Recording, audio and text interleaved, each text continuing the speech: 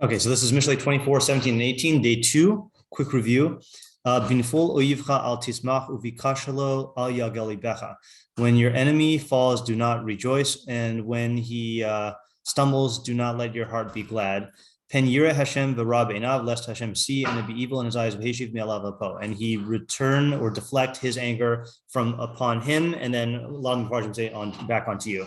Okay, questions are: what is the scenario here? What, if anything, is the difference between nafal and kashal? What is the difference, if anything, between gila and simcha? Why is lave only tied to gila? 3, is the joy manifesting itself in any way? Is it visible? Is it expressed in action? 4, why shouldn't we be happy? That's the main question here. Why is this deemed bad in the eyes of God? There are definitely cases in Tanakh where we endorse rejoicing when the wicked perish. I remembered, or I was reminded on Facebook, you know what today is the anniversary of 12 years ago? Wait, hold on, 12 years ago was 7/11? Yeah, in American history. Oh, definitely not 9/11. No, definitely not. 2011, not 2001. I'm sorry. It's related to this pasuk. Yeah. Is the assassination of Osama bin Laden.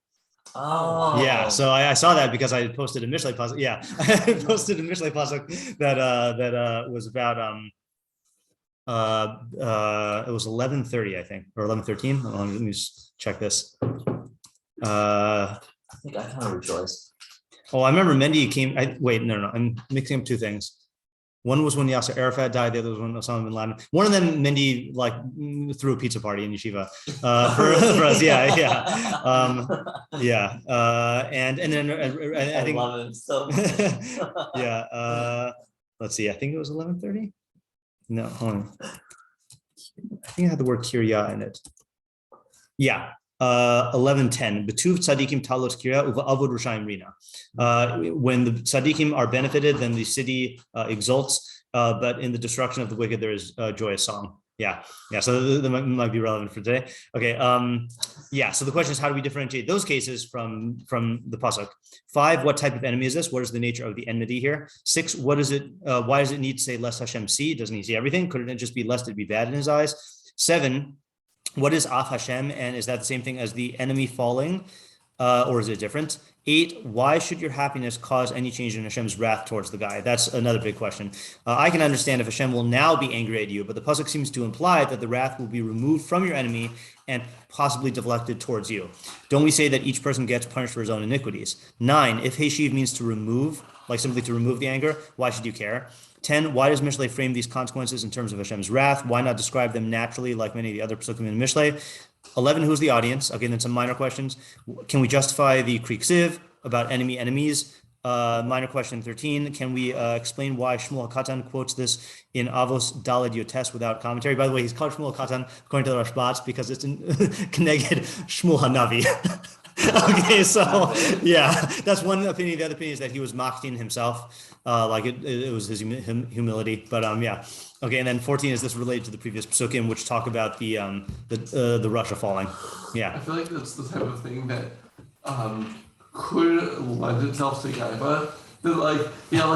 Yeah, right. I'm the small version of Shmuel. Yeah. Okay, so we're going to take a different approach today than we usually do. I found so many meforshim on this that are good that instead of reviewing what we did yesterday and then developing it and then going to the meforshim, I think I'd like to look at the meforshim and then in light of them develop what we said yesterday. Just to give us a reminder, we had 2 basic approaches yesterday. One approach was had to do with internally, your rejoicing involves you in a certain type of distortion. And on that basis, then Hashem will be angry at you. The difficulty, we said, though, for that approach is how's that going to affect God's wrath towards your enemy, right? It's going to remove it, from your enemy. And then the other approach we took is that if you are rejoicing in a manner that is visible, then the consequences are going to come about through the way people relate to you and the Russia, right? Through looking at you and looking at the Russia. And that's more plausible in terms of the anger being removed from him and going towards you. Yeah. Not the Russia. Yeah, the enemy. Sorry. Yeah. Yeah. Okay. Yeah. I'm already thinking about one of the meforshim. Okay. So before we do meforshim who give us ideas, and I don't mean to insult the Gra by this, but I'm quoting the Gra not because of his ideas, but because of his derech in reading the pasuk for subtleties that are useful that could be applied to many ideas. So I want to start with the Gra. I don't know why I've been on a gra kick lately. I mean, nothing wrong with that, but So is this a methodological draw? Like using it for methodology? I mean, yes, for methodology and also for like what do you call it? Not harvesting, borrowing, I guess, from his parish. Yeah. Okay, yeah, extracting. Binaful uyivcha al tismach. Klomer, af shetire harasha nishar bara'aso. Even when you see the rasha remaining in his ra'ah. Now, I think ra'ah here means the bad thing that happens to him, not like his evil. Al tismach benaflo. Don't rejoice when he falls. Meaning right when he falls, don't rejoice. That is when the lashon of simcha is relevant. It's something that is new and just comes up. So when Ezra translated it yesterday, he said, "Don't be happy." And there are meforshim who say that yismach means to be happy, like bitmidus, but the Gra is taking it as don't feel happy in that moment. So I think rejoice would be a better translation for the Gra. The acharkach uvikashlo, and then afterwards when it says in his stumbling, shenishar baraso, so he's learning stumbling as being in a state of harm. Sh'az shayach lashon gila, that's when gila is relevant. Haba al davar hatmidius, that's when it comes in a constancy. Kamosha kazavnu lamala, v'chein kan harasha nishar baraso bitmidus. V'gamshu shchiach miladaber odosav. So he's in this like perpetual state of harm, and it would be fitting to speak about him continually. Lachin amar al yagil libecha. That's why it says, "Don't let your heart be glad." Klomar kishetizkor alav al talgil libecha. When you remember him, then don't let your heart be bad. Yeah. How are you supposed to not be happy in a moment? Okay, so I have one of the meforshim who addresses that as well. Yeah. Okay. Yeah. I don't know what it is. It's so weird how sometimes the meforshim provide us with nothing, and we have to like get it all ourselves. And sometimes there's just like a flood of different useful approaches. And today it was like that. Yeah. I think like to answer that, you can probably say that this pasuk applies before they fall. You should think like when they do fall, because like naturally a rasha will fall. Right. Like, what will my reaction be? Like, right. Will I be? You have to prime happy, yourself, or like will I be rejoicing? Yeah. Or will I like realize like? It's okay, correct. Yeah, actually, someone was asking me about that on last night's pasuk about how difficult it is to implement Mishlei in the moment, and so I reminded the people in the shiur about how like you really oftentimes can't do stuff in the moment, and Mishlei is there to give you like a practice zone for thinking about these ideas ahead of time, so that when the time comes, then you'll do the right thing. That's Rabbi Moskowitz's example of the acrobat on the airplane, which I'll say again, right? This is in the I call them like the 30s style airplanes of like the double wing things that you could like stand on the wing, and there's this acrobat who would do like stunts on the plane, and Rabbi Moskowitz saw this interview or read this interview, and they said, don't you ever get worried that you're going to like, something is going to go wrong and you're going to fall. And so she said, I think it was a she said what she does is she practices all the routines on the ground on the airplane, and then thinks of every single thing that could go wrong, and then devises like procedures for when that thing goes wrong, and then practices them until it becomes second nature, because she knows that when she's in the air and something goes wrong, she won't be able to think in the moment. So she's going to rely on her habits to kick in. So that's how I view Mishlei as working, that you think about these things and you discuss them and you practice them when you're not in the heat of the emotion, so that when the situation does come up, then your as Bruce Lee says, your tools will strike. Yeah. Can I ask a question on the ground? Yeah. Yeah, but it seems like he's implying that there is a good time to be happy. I don't see him saying that. I see him saying that at the moment you shouldn't be happy, and perpetually you shouldn't be happy. So I don't see where the time is. Perpetually? That's the whole vikashlo, betmedios. Yeah. Okay, so he hasn't said an idea yet. He's just showing us how to read the pasuk. And then this I also like. And this is going to answer Isaac's question on Rabbi Einav, I think. Pen yira Hashem, or Hashem seeing, lest Hashem see and it's evil in his eyes. Klomar, betchilas nefilaso kishetismach az begalui, when the enemy first falls and you rejoice openly, Amar pen yira Hashem, it says lest Hashem see, shaloshon re'iyahu al hadavar hagalui. It uses re'iyah by something that is evident or open, which I did not look at his commentary on Chavakuk. V'gam acharkach kishetagil b'libacha al hikash lebahaster, and then afterwards, when you rejoice in your heart in a concealed manner on his falling, that's when you like remember that the rasha fell, or you're thinking about him. Amar v'ra be'inav. Then it says it's bad in his eyes. Klomer, b'davar she'inav levad ro'os, something that is only in God's eyes. Okay. V'heshiv me'alav apo, and he will retract his anger from him. Klomar shiashiv mimenu kishlono. So he says he'll remove his stumbling. So he does seem to be saying that the enemy falling is God's anger, and God will remove the stumbling. V'gam apo shachara kvar alav tchila, and his wrath that he was angry at him before. So again, God does not give us an idea, but he gives us like nice little like nuances in the pasuk to work with. Okay, so again, what we get from here is the nefila and the simcha is when he first falls, and you have this haha, and then the second one, hikashlo, is in his state of being fallen. And when you remember him, your heart is rejoicing. And then Hashem seeing has to do with a visible manifestation, visible happiness at the downfall, and the Rab Einav is your inward reaction. And then he says God's going to remove the Russia's state of stumbling. Okay, the question is, how does that work? Yeah. Yeah, actually, I want to borrow two things we said last night. Actually. Okay. I think there are like two things that we said. I think this might have been Chizkiah's approach about like depending on your speech may affect your behavior or something. Maybe Chizkiah's approach was your speech will affect your thinking. Your thinking, right? Yeah. But over here, it's almost like if you're feeling something internally, it's gonna affect your actions. It may affect your actions or your outward. Yeah, that's definitely a good. Okay, so that's definitely a good possibility. Yeah. Yeah, and I wonder.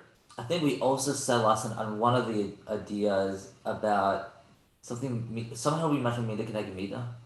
Some way, I forgot how, but we said that somewhere. But over here, maybe it's saying that like like the re'iyah, like within this world, like Hashem is going to remove the stumbling. It's almost like it's like a mida connected mida type of thing.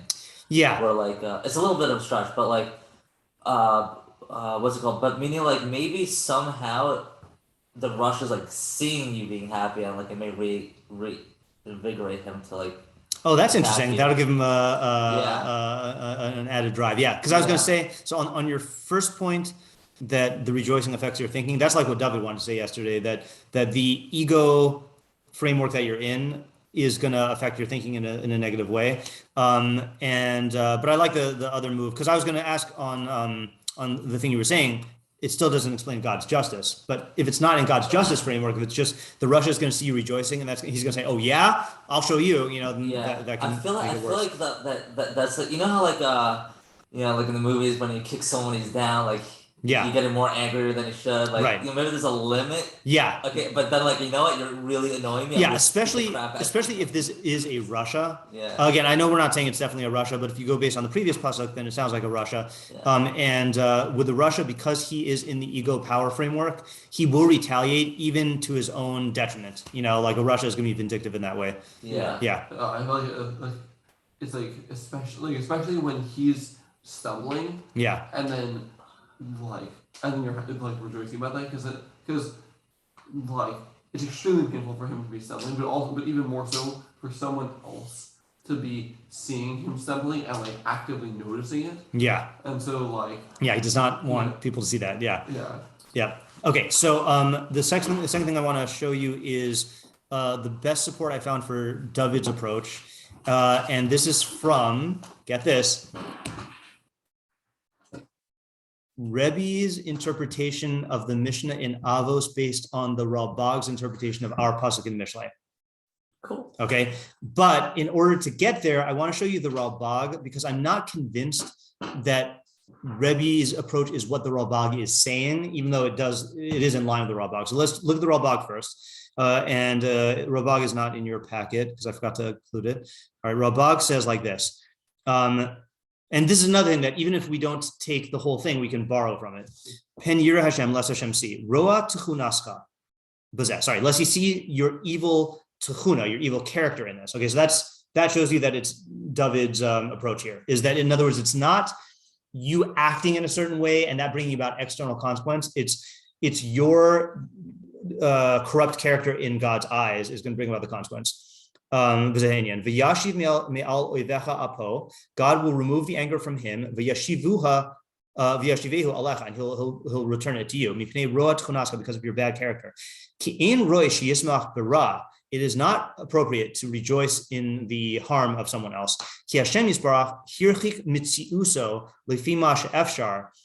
Because God will distance his existence, this is a strange lashon, as much as possible. Umashi yagia b'mikra v'shenis, and that the bad stuff that happens is going to come about by chance in an indirect manner, like we explained elsewhere. So the Rabbi says this all the time, and the Rambam says this also, that God never directly does evil to anybody. Okay, does harm to anybody. All of the harm that happens to you is as a result of God withdrawing his hashgacha and then you being abandoned to chance. Okay, so this gives us a very good tool for explaining how is it that the anger of the Russia can come upon you. Okay, now it doesn't explain how it's going to be removed from the Russia, but I don't know if he's necessarily saying that. So what the saying is like this: is why did the Russia stumble? Because he was not under Hashgachas Hashem. Why wasn't he under Hashgachas Hashem? Because of his bad character. So when you rejoice, that joy is coming from a bad character, and you are also removing yourself from Hashgachas Hashem, therefore subjecting yourself to God's anger. Okay, so it's a great mechanism explanation. Yeah. And why is the pasuk saying that he's going to remove his anger from him as opposed to he's going to put his anger on you? Yeah, so that's the part that that either the Rabbi is not answering or he's reading it differently. It could be that Vyashiv.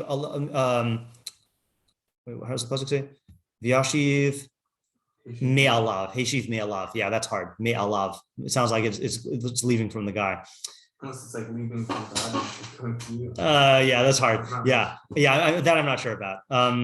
Okay. Oh, you know what? Oh, hold on a second. So let's look at what Rabbi says. So this is, yeah. Sorry, no idea. Okay. So Rabbi in Pirkei Avos 4:19, that's the Shmuel Katan thing. And this is in the written up version by Rabbi Moshe ben Chaim. If you don't know that those exist, they exist. Okay. That there's write-ups of all of the, I mean, I have it on PDF, but which is much easier to look at because you can take it with me. Yeah. Man's greatest difficulty. So this is not the whole thing. This is him quoting part of it, or this is me quoting part of him.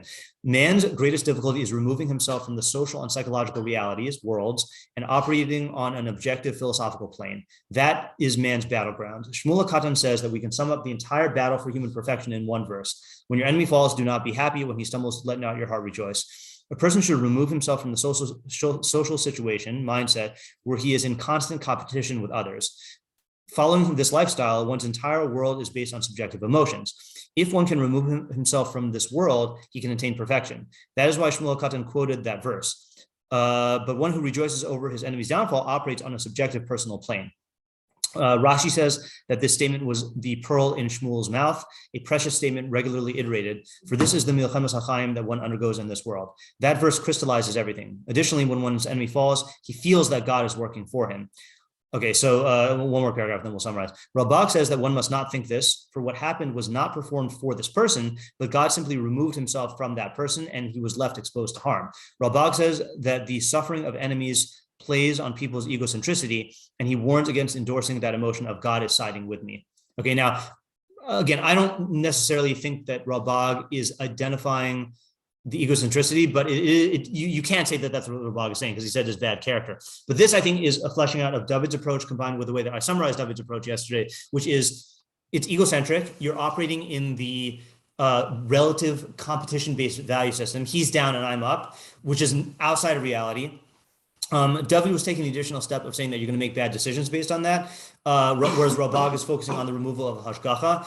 I personally like David's approach better because it's more in line with the way that we typically analyze Mishlei. And I think also that I think you can say, to answer the question that Ezra just asked again about the what does it mean he'll remove the anger from upon him and bring it to you? I don't know if that has to mean that God will stop being angry at the Russia. I think, like I was trying to say yesterday, it means that it will spread to you. That when you operate in this way and you rejoice because this is a kiyum in me being on top, you are getting the Russia's disease by doing that, and you're getting it from him because it was, again, I'm not that he's actually like, making you feel that way, but his downfall is the stimulus when you take it in the wrong way for thinking like a Russia. So it can be described as the anger transferring from him to you. Yeah, David.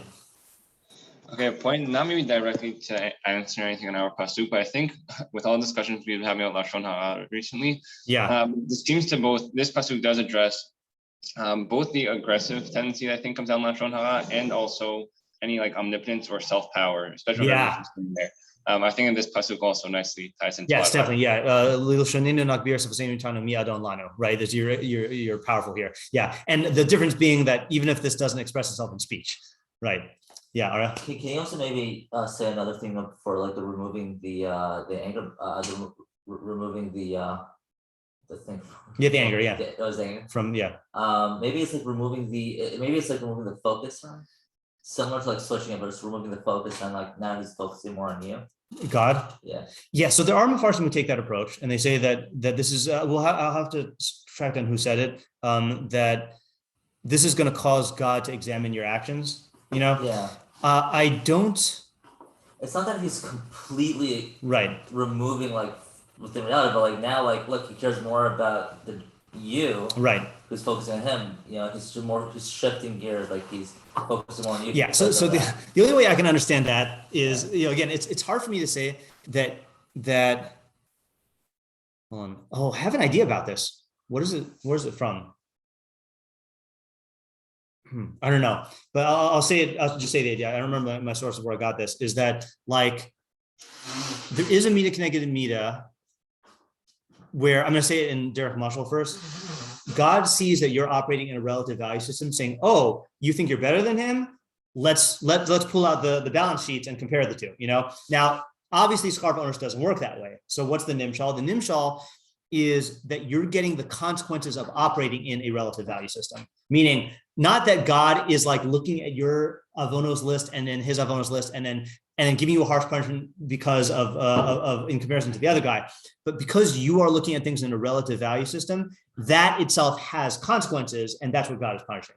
So that's as far as I'm willing to go right now for that approach. So I'm not saying it's bad. I'm saying like you definitely can't take it literally though. Yeah. I have thoughts that's in line with that. Sure. How significant thing is going to like go to you? Yeah. This is a situation where there's like falling going on, which means like consequences are being doled out, kind of. Yeah. And especially if those consequences are from other people. Yeah. So, but like also if also other type of consequences. But I think this is exactly when you need to like keep a clear head and make sure that you don't get like caught up and like lumped together with the guy who's falling. Yeah. And putting yourself in this relative value framework where you're like it's happening to him because he's terrible, and it's not happening to me because I'm great. And, and then this exactly the opposite of what you need to be doing to like navigate the situation properly. Right. I have a weird example to pair with that because I was reading a book that involved France in the 1700s, and when they had these like public executions, and like and then I also saw the movie version, and like all these crowds are like cheering for like the guy getting beheaded or like in the guillotine and stuff. I feel like that type of thing lends itself to these feelings where like you see the Russia being punished, and it becomes an occasion for indulging in the feeling of I'm superior to this person. He's getting what he deserves, and ha ha ha. Yeah. I don't know if this is actually historically accurate, but maybe like Robespierre. Like, the whole. I don't know that. I don't know my history. Oh yeah. I think he was one of the people who led the executions. Oh, okay. But then he got executed. So, okay. Yeah. To add on to that, like with like not really exactly this, but it's very similar. Like similar vein is so Robespierre wanted only certain people to get executed at first, and like that led to like people being so obsessed with these executions that they just executed whoever they could. Yeah, right. That's very much like the Jews who advocated for the burning of the Mor Nevuchim, which ultimately led to the burning of the Talmud. Like once because they got the church involved in burning the Mor Nevuchim, and then a church is like, oh, you want to burn books that you find objectionable? I see. Yeah. No idea. Yeah, I mean that was the. There's a. In fact, there's a. I think I actually. I don't think this was a blog post. It might have been a Facebook post that there was a. I guess a Rishon who was around at that time, who wrote that he witnessed the very same location where cartloads of Talmud were being burned, which was the location where they burned the ashes, where they burned the Mor Nevuchim. They said like the ashes of the Talmud were mixing with the ashes of the Mor Nevuchim, which is like he framed it in like a Mida Keneged Mida way, you know? Wow. Yeah. That's powerful. Right it's crazy. Yeah. If you could send it to me somehow. I'll see if I can find it. Yeah. Yeah. Okay. Great. So speaking of great things, okay. So there are there are words of meforshim that I flag in my mind. And publicly, I call them methodology points, but inwardly, I call them matirs. Okay, which is like ways that I've viewed Mishlei for a very long time, but then seeing meforshim actually like saying, yeah, this is how we approach Mishlei is like, oh, okay, good. So I'm not the only one. So the Ho'il Moshe, who is who's Shadal's unofficial student, says like this. The Heshiv. Okay, so this is on the pasuk of God returning God's anger. In sorech lefarish yasir apo me'alav v'yishpachehu alecha. You don't need to explain this to mean that God will remove his wrath from the enemy and pour it upon you. Ki'in lezeh remes b'pasuk. There's no remes to this in the pasuk. Okay, so he doesn't think you could read it that way. Milvad ki adam alul miteva lismoach bekishlon oiva. Rather, this addresses your point. A person by nature is predisposed to rejoice when his enemy stumbles. Kadesh yimna levakesh ra'aso mimenu mehayom bahala. I'm not sure how to translate that. In order that he be prevented from seeking out his harm from that day and onward. Okay, never mind, sorry. He's saying in like a self-preservative way, meaning when your enemy falls, that means your enemy is going to be less likely to like harm you. Okay, so it's like, it's not even necessarily a bad thing, like a tchuna ra. V'imkein yihi ezeh onesh yoser midai al kilo azar chel neged tivo. If so, this would be an excessive punishment on something that a person just can't restrain his nature from. So he's saying like this, he's saying, if you read this to mean that if you rejoice when your enemy falls, that's a natural thing. And to say that God will take the anger from your enemy and then visit it upon you for having this natural reaction, that's too much of an onesh. Okay, so it seems like he has two objections to it. One is that there's no remes for it in the pasuk. The other one is it's not just. Okay. Okay, Rak, Yesh ben Mishlei Shlomo, Eitzos Nechonos Lahatzlachas Ha'adam Mibli Shiyazkir Behen Sachar V'Onesh Min Hashamayim. There are in Mishlei pieces of good advice that come about, advice for human success that don't involve any mention of Schar V'Onesh. V'gam kan kavanaso, and this is also the intent. Okay. Simchasacha b'kishlono tihye be'ene hakel onesh dai v'hoser l'ra she'asa imach. Okay, this part I don't get. Okay, I'm just leaping onto this methodological. Actually, let me talk about the methodological point for a second. Even though this pasuk is expressed in the lashon of schar v'onesh, he's saying that this is really good advice for human success. That is not necessarily invoking schar v'onesh min hashamayim. Okay, all right. So then he says, "Simchasa b'kishlono," your joy at his downfall and your enemy's downfall, tiyeh b'einei hakel, will be in the eyes of God. Onesh dai v'hoser. Now he does bring it back to onesh. Enough punishment and more l'rash asa imach, for the evil that your enemy did with you. V'yikimehu min filaso, and he will set him up he will reestablish him from his downfall. And that will enable him to have a second opportunity to harm you. Now, this might be what we were saying earlier, which is that if this is visible, if your enemy is seeing you rejoice in this way, so then that's going to be a natural consequence that the enemy is going to get up again and then try to harm you out of retaliation, and that's enough punishment. In other words, you don't need God to step in. It's like the lashon of the Malbim, my favorite Malbim in Eov, where he says, God does not need to intervene in the natural order to give you a punishment if he designed the natural order in a way that does this on its own. So I think that's how he's learning this pasuk, that there's going to be a natural consequence of you rejoicing. He doesn't say that this is a visible joy, unless he said it earlier and I missed it. Let me just check really quickly. They were in 24. There was one Dibra Moscow that I didn't copy and paste because I thought it was just grammatical. Ho'il Moshe. Ubikashlo near Shekavanas Kosev, Haisa Lichto Ubikashlo Bimina Hakal. All right, so that doesn't really explain it. But there is someone who does say this really quickly. Hold on. I forgot to bring up my Mishlei 20. Oh, it's getting slow again. Mishlei 24. TC second half. So slow. Oh, there we go. Yeah, Meiri points out, not in his first interpretation, but on the second interpretation of the second pasuk.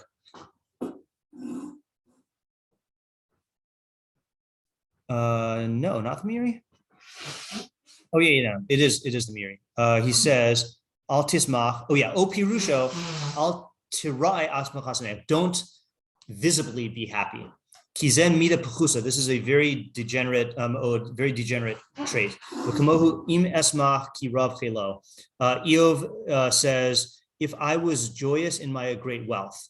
So he says, kolomar. So he doesn't take that to mean, of course you could be happy if you're wealthy, but it means if I acted happy in my great wealth. Kolomar im hir isi atmi sameach b'kach. If I show myself to be happy about this, umatzinu zeh af b'binyan hakal. So in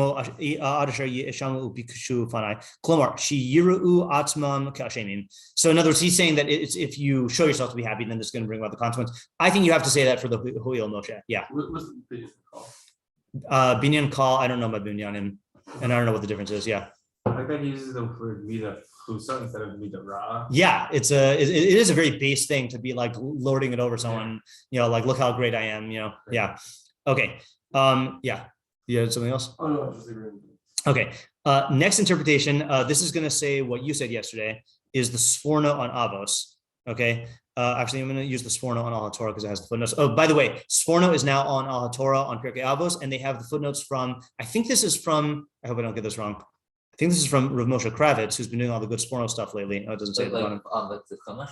No, that's also good footnote stuff. But this is the new sforno expert on the Al Torah staff.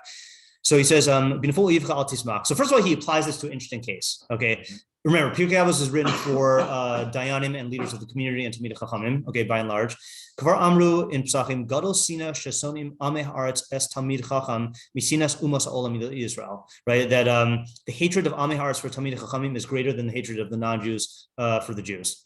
Ubiros Zeh HaChacham Shekatzas Talmidei Chachmei Doro Shehikpid Al Zeh Hayusmechim Betkalas Ameh Haaretz. So when the Shmuel Katan saw that some of the Chachamim in his generation would rejoice when they saw the downfall of Ameh Haaretz. Okay, Ad Asher Sha'amar Rabbi Akiva, to the point where Rabbi Akiva himself said this. Mi yitin li am haaretz v'anashchenu kachamor. If only someone would give me an am haaretz and I would bite him like a donkey. Okay, right? Do you know the full dialogue? No. Okay, so let me see if I can. Footnote is very good here. So, first of all, he says that they were they were mocking on the Ameh Haaretz who hated them. And then, so he says, so Rabbi Akiva was in the generation of Shmuel Katan was in the generation of Rabbi Akiva. So it says, Lefanino Isa Lehepech. Okay, so our version says the opposite. Tanya, it's Tanya Brisa. Rabbi Akiva, Amar Rabbi Akiva, Kishahisi Am Haaretz, when I was in Am Haaretz, Amarti, mi yitain li Talmid Chacham v'anashchenu kachamor. If only someone would give me a Talmid Chacham and I would bite him like a donkey. Oh, this is not the one that I was going to, okay, hold on. It doesn't quote where it is. The way I remember the dialogue is Rabbi Akiva says this, and it's Talmidim say, Rebbe, at least say bite him like a dog. And he says no, because a dog only punctures the skin, but a donkey breaks the bones when he bites. You know, so he's talking about like the hatred of the Ameh Haaretz. Wow. Okay, so when Shmuel Katan heard this, Amar Chacham she'ein roy lismoch b'mapalasam klal. It is not fitting to be happy about their downfall at all. Aval roy lidog al risham shegaram hamapala. You should be happy about you should be concerned about their wickedness that caused their downfall. Kamidas Boreno, like our creator, and he quotes the pasuk in Yechezkel I quoted yesterday. Ki lo echpot b'mos hames, that God is not happy in the downfall, in the death of the Russia. And the footnote guy says, Ki im b'shuva midrachav. Okay, he quotes the rest of the pasuk. God only wants the Russia to do tshuva.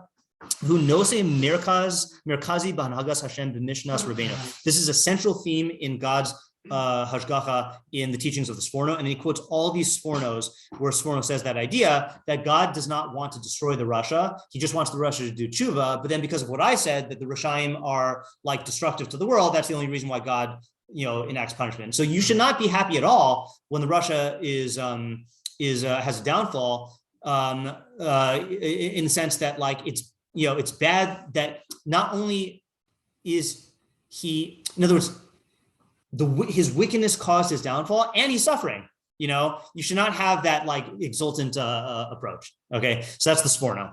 Okay, but Rabbeinu Yona on our pasuk and on Pirkei Avos gives us Ariel's interpretation that he wants. Okay, you'll see. Okay, so let's look at on Mishlei first. So he does connect this to the previous pasuk, and it's interesting what he says now. He says, when it warns you that when a Rasha falls, your enemy, al tismach, bezos es chavera harasha. So remember how the last two pesukim were talking to the Rasha? He's saying this is also talking to the Rasha. Okay, I still have the same problem with that. Who is not rejoicing at the downfall of his fellow Rasha l'shem shemayim. And this Rasha doesn't hate his fellow because of his wickedness, because he's his enemy. Okay, probably like his competitor, right? And when he stumbles, don't let your heart be glad. Now he gives another good little like a nuanced reading here. Simcha is greater than gila. Right, so that's why it says the falling, which is the greater thing. That's where simcha is, and gila is on stumbling. God will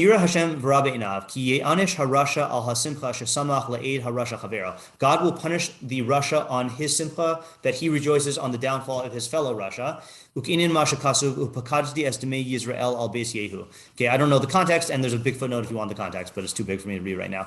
Okay, so there's a second reason. So the first thing is he's learning 18 as two reasons. One is God, it will be bad in God's eyes, meaning that this is a bad midah. And then the second reason is God will move the anger. Aside from the chait in you at rejoicing at his downfall, your joy will cause God to remove his anger from him. Okay, he doesn't explain what that means. Odi talking the far, you could also explain ki achrish is here as harasha of amar al te'erov rasha linevei tzadik yasir ata es hatzadik shelo yismach binafol harasha oivo mitat ha'eva v'hariv shahaya binehem. So you could say that this is still connected to the previous pasuk, but it's warning the tzaddik not to be happy when the rasha falls, on account of the fact that that there's conflict between them. Amnam, this is where you like it. Muter lismoch binafol harasha v'hasimcha tiye l'shem shemayim. If the Rasha has a downfall and your simcha is l'shem shemayim, then it's mutter. Oh, and by the way, listen to Rav Pesach shiur from Sunday. Just because something's mutter doesn't mean it's a perfection. Okay, we have to assess whether this is a perfection or not. All right, but he does use the lashon of mutter. Shenemar uva avod rishayim rina. Oh, he quotes the pasuk that I quoted about the Osama bin Laden. V'lo yitachin.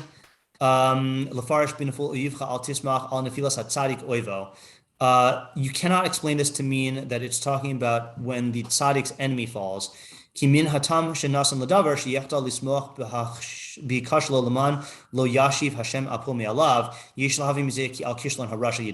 saying, don't think that this is talking about a personal enemy, because then you wouldn't say that God is going to take his anger from upon the Rasha, from upon your enemy. In other words, it implies that God is actually mad at this guy, which means that he's a Rasha. Shemutra l'sanoso, that is mutter to hate him. He's here alsono shlo ye'orer libo lismoch benefilaso mitzad evaso. It's just telling the tzaddik, don't be happy about his downfall because of the fact that he's your enemy. I personally think Rabbi Yona says this clear in Avos. So I think it's the same idea, but I just want to read it in Avos. He says, "Ubal hashmiam Shmuel katan b'zeh v'halo pasuk shalimhu ushlomo amro." So what is he coming to teach us? Shlomo said the pasuk. Ella ratzalomar shahai ragil Shmuel lomar pasuk zeh mipnei shehu davar hatzarich. So Shmuel was accustomed to say this because this is a very necessary thing. Ubnei adam nichshalim bo ki gam b'hios ha'oyev rasha ein lismoch brasel bilti mipnei Hashem levado. I got to not record this. Hold on a second. Okay, so. Ritzonenu, English Brasa ability me fashion. Oh yeah, sorry. Ella Ratzalam Shahaya Ragil Shmuel. Okay, Kigam Bios Haoyev Russia. Even if your enemy is a Russia, Ainly Smoch Baraso ability me Hashem Lavado. The only reason you should rejoice about him is because of Hashem. So I was saying yesterday there is a Venn diagram, right? Personal enemy. Personal enemy. I'm trying to think of the best way to whatever. There's rejoicing over your personal enemy's downfall, which is bad. Okay. Then there's rejoicing over your enemy, l'shem shemayim, which is good. Yeah. But if it is an overlap and it is an objective Russia who is also your personal enemy and he has a downfall, then what do? So Rabbi Yona is saying, so there's two possibilities. You could say, well, I can rejoice because he is objectively a Russia, but Rabbi Yona is saying no. Just because he's objectively Russia doesn't mean you can rejoice. You can only rejoice if the joy is l'shem shemayim. Okay, so indulging in those like private emotions is bad for all the reasons we said. Yeah. Yeah, it's funny. Like earlier, I thought of like another category of an enemy. Yeah. You know, it's not like it's almost like let's say you're like going to war, right? Yeah. You're kivashars, you're conquering the land, right? Like in a sense, they're your enemy because you're fighting them. Right. Correct. But you're not. But they're not like. It's not like an Amalek type of enemy, or it's not even like a personal type of enemy. Yeah, it's right. more like an enemy of circumstance. Right. That's actually a good. That's a good question, right? That's like an adversary type enemy, right? Like someone who you are engaged with them as an enemy, B'Torah's enemy, but like not necessarily it's as like a person. You're playing dodgeball. Yeah. You know, like you want it to go down. Like right. You're your enemy because you're just happen to be fighting against them. Like right. Specific no, that's a good distinction. Yeah, that is a good distinction. So I'm just wondering if there's like I don't know.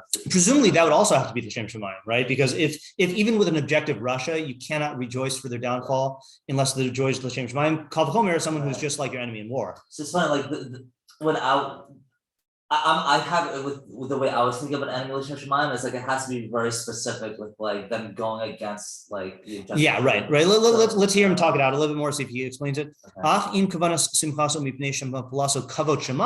Who, if your intent in rejoicing is because his downfall is kavod shemayim, lo mipnei sinaso also, not because he of his hatred for him. The koshkein mishamasav mekukalim kamohu. All the more so, someone who is whose actions are mekukal like him. I think that's a nod to the interpretation that Rabbi Yona gave first in the Mishlei, that this is talking to a fellow Russia. V'im yagel libo b'hikashlo ra'aso rabba. And if you're glad at his stumbling, then you have a very bad evil. V'lama hu sameach. Why are you happy? You're just like him. Okay, right? So that's it. If you are like the guy, then there's an element of hypocrisy there, and that's even worse, right? So there's many layers, right? We've got the good version, which is if you're rejoicing because this guy's downfall is for kavod shemayim, like Haman being destroyed, okay, or Egypt being taken down. Then there is you are a tzaddik and this guy's a Russia, but you also like seeing him fall because he's your personal enemy, and now you don't have to worry about that anymore. So that's a bad sin. And then the third worst level is you are bad just like him, and therefore you're rejoicing. But if this happened to you, then like you would say, no one should be happy, you know? So that's like hypocrisy. Then he quotes another girsa for this, which is so much more problematic, okay? There's another girsa that says, okay, that's just the conclusion of the pasuk. Haron apo, sorry, heshiv apo. Haron apo lo nemar. It doesn't say his blazing wrath. Alav apo milamid shemochli lo al kol avonosav. This teaches you that if you get happy, God will forgive all of your enemies' sins. Okay, so that's very problematic. So he says, "Ve'ata hashmi anu Shmuel chidush gadol." According to that here, so Shmuel's teaching us a huge chidush. Shirot lomar ki yireh Hashem. That if God sees you rejoicing at the downfall of your enemy, he will forgive, he'll pardon your enemy, and he'll set him up again, and that's a punishment for the sameach. But I don't know how he's explaining that he's going to forgive your enemy's sins. You know, that's a much harder thing to say. Yeah. Okay, so a lot of ideas here. I'm glad I made the decision to go through the meforshim first, because I think we did cover our approaches, you know, in various ways, because we had the distorted idea and decision-making from Rabbi and Rabbi on Avos. And then we had the societal ramifications from the Ho'il Moshe and the Meiri. Yeah. I do want to push on one point about if it's the Shem Shemaim, then you could do it. I feel like, and you mentioned, replace a shiur, like just because you could do it doesn't mean you should do it. But I feel like if it's l'shem shemaim, like you should do it. If it's l'shem shemaim, then you should do it. I agree with that. Hello, Masan Hashem Esna.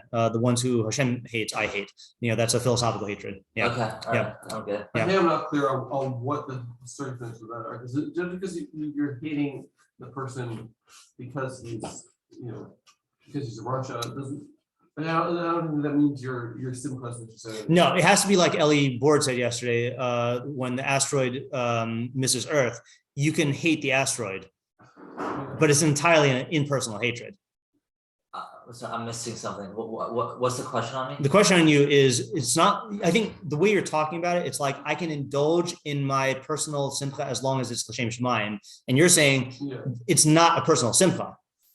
Meaning simcha has to be simcha as long as it has to be a simcha where the ego is not involved. Amalek, let's just take Amalek. I'm limiting it to very specific. No.